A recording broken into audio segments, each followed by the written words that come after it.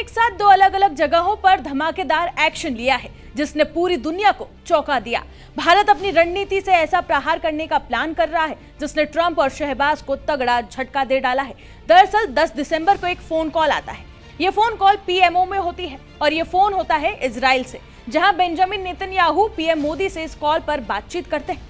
Phone call रखते ही भारत और Israel ऐसा एक्शन लेते हैं जिसे देख सब हैरान हो जाते हैं। ग्राउंड पर इजराइल और भारत ने क्या प्लान उतारा है ये आगे आपको इस वीडियो में समझ आ जाएगा, मगर उससे पहले बता दें कि इस वक्त जहां एक तरफ पूरी दुनिया की नजरें पीएम मोदी के विदेश दौरे पर टिकी हुई है, उसी बीच भारत के विदेश मंत्री डॉक्टर एस जयशंकर अचानक इजराइल पहुंच जाते हैं। भारत के विदेश मंत्री का इजराइल पहुंचकर प्रधानमंत्री बेंजामिन नेतन्याहू से मुलाकात करना दुनिया के बड़े बड़े देशों की टेंशन बढ़ा रहा है।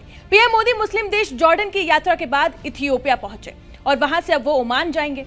तो वहीं दूसरी तरफ डॉक्टर एस जयशंकर यहूदी देश इजराइल की यात्रा पर है। एक ही समय पर मिडिल ईस्ट के मुल्कों के दौरे से भारत दुनिया को एक मैसेज देने का काम कर रहा है।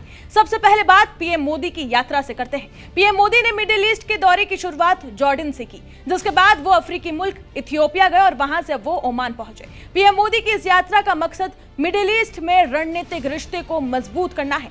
भारत ने यह पहल तब की है जब जियोपॉलिटिकल माहौल, ट्रेड की खींचातानी, एनर्जी की समस्या, सुरक्षा संकट और दूसरी रणनीतिक और आर्थिक दिक्कतों से घिरा हुआ है। जॉर्डन ओमान के साथ रिश्ते मजबूत कर उस बात का संकेत और इशारा कर रहा है कि भारत मिडिल ईस्ट में सऊदी अरब और यूएई पर निर्भर नहीं रहना चाहता। वो दूसरी ताकतों के साथ रिश्तों को और भी ज्यादा मजबूत कर अपने हित को साधेगा। दूसरी तरफ 16 दिसंबर को भारत के विदेश मंत्री डॉक्टर एस जयशंकर इजराइल पहुंचे। इजरायली विदेश मंत्री से उन्होंने मुलाकात की, प्रधानमंत्री नेतन्याहू से उन्होंने मुलाकात की, राष्ट्रपति से मुलाकात कर रहे हैं। यानी कि एक थरो एक्शन प्लान जो पहले से तैयार था उसका एग्जीक्यूशन शुरू हो चुका है। और क्यों करा गया ये प्लान, क्या होगा इसका असर, आइए एक एक पॉइंट में समझते हैं।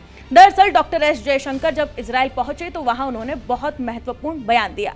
ऑस्ट्रेलिया में जो बॉन्डी बीच पर आतंकी हमला हुआ उसकी भारत ने खुलकर निंदा की और कहा कि भारत और इजराइल दोनों ही आतंकवाद के खिलाफ जीरो टॉलरेंस की पॉलिसी अपनाते हैं। उन्होंने आतंकवाद के खिलाफ लड़ाई में भारत को समर्थन देने के लिए इजराइल का धन्यवाद भी किया। इसी के साथ ही भारत ने इजराइल के साथ अपने संबंध को और भी ज्यादा मजबूत बनाने, यानी कि government to government connect, business to business connect, people to people connect पर जोर दिया। इजराइल भारत का एक बड़ा ट्रस्टेड पार्टनर रहा है। प्राइम मिनिस्टर मोदी और प्राइम मिनिस्टर बेंजामिन नेतन्याहू की ये कोशिश रही है कि इसको सिर्फ डिफेंस और वेपन्स के दायरे से थोड़ा सा आगे बढ़ा के we should have the different kind of understanding with Israel. ये दोनों देश के नेताओं के बीच में एक अंडरस्टैंडिंग बन चुकी है। अब आपको इजराइल से बैठकर जो बयान भारत के विदेश मंत्री एस जयशंकर ने दिया उसके मायने क्या है वो बताते हैं। दरअसल भारत इजराइल की जो रणनीतिक साझेदारी है उसको मजबूत किया जा रहा है। भारत के प्रधानमंत्री और इजराइल के प्रधानमंत्री की संभावित यात्रा जो होने वाली है उसकी भूमिका, रूपरेखा तैयार की जा रही है और इसलिए डॉक्टर एस जयशंकर का ये दौरा काफी ज्यादा जरूरी माना जा रहा है। और सबसे बड़ी बात यह कि इजराइल के साथ भारत के जो संबंध है वो कई अहम क्षेत्रों में है, जैसे कि रक्षा और सुरक्षा के क्षेत्र में भारत इजराइल के बीच अच्छा सहयोग रहा है। दोनों बहुत मजबूत पार्टनर रहे हैं सुरक्षा के। दोनों देश आतंकवाद विरोधी सहयोग और साइबर सुरक्षा में मजबूत साझेदारी रखते हैं और आगे भी इस दिशा में अत्याधुनिक ड्रोन्स हो, मिसाइल्स हो या उसको लेकर लगातार दोनों देशों में डील्स होती रही है, बातचीत होती रही है।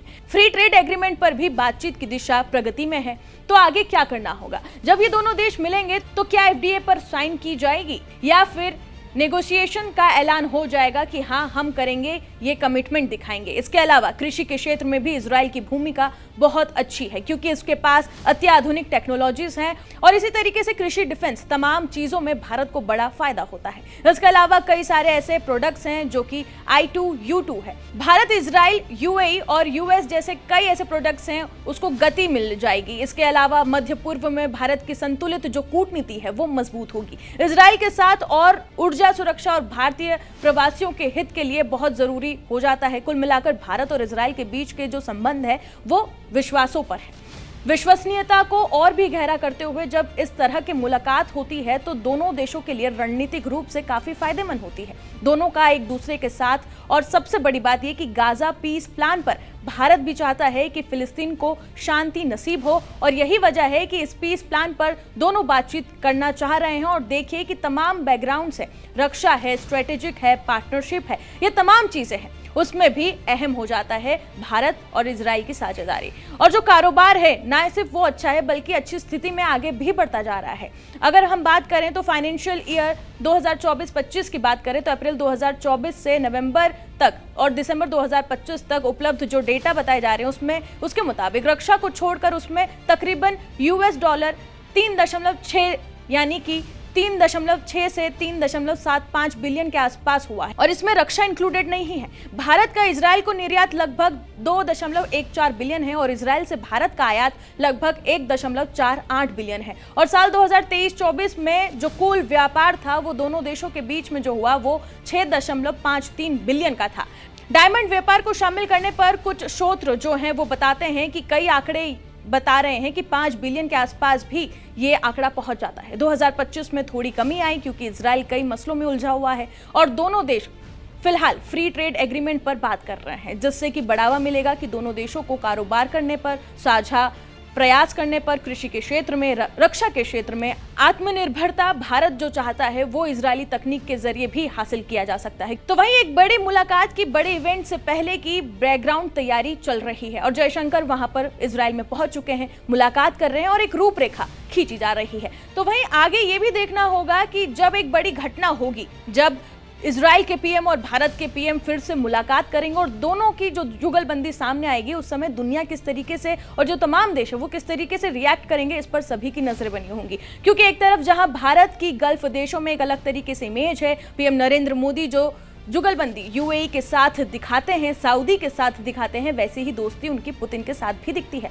वैसे ही दोस्ती अब जब कैमरे पर इजराइल के पीएम के साथ भी दिखेगी तो दुनिया कैसे रिएक्ट करेगी, ये एक बड़ा मसला भी है। और पाकिस्तान जैसा देश जिसे न्यूट्रलाइज करके रखने की जरूरत भी है, उसमें इजराइल का सहयोग बहुत ज्यादा जरूरी हो जाता है, जो तमाम तरह से आपको चेक एंड बैलेंस करने में मदद भी करता है, तमाम एडवांस तकनीक देता है, हथियार देता है, ताकि आप अपने दुश्मन को उसकी हैसियत वक्त पर दिखाते रहें। तो कुल मिलाकर देखा जाए तो संभावित जो मुलाकात है पीएम नरेंद्र मोदी के बीच में और नेतन्याहू के बीच में, उसको लेकर अभी से ही रूपरेखा तैयार की जा रही है और ऐसे कयास भी लगाए जा रहे हैं कि जल्द ही दोनों देश इजराइल और भारत मिलकर एक बड़ा तहलका मचाने वाले हैं। और जिस तरीके से दोनों देशों के बीच में अभी तक साझेदारी चलती आ रही है, उससे ये भी साफ है कि नई तकनीक और नई तरीके से उपयोग करके कई सारे मसलों को हल भी किया जा सकता है और किस तरीके से जो दुश्मन देश है उनको मुंह तोड़ जवाब देने के लिए भारत अब एक नई रणनीति पर काम कर रहा है। इस रिपोर्ट पर आप क्या राय रखते हैं, हमें कमेंट सेक्शन में जरूर बताएं और बाकी तमाम खबरों के लिए बने रहें जी न्यूज़ के साथ।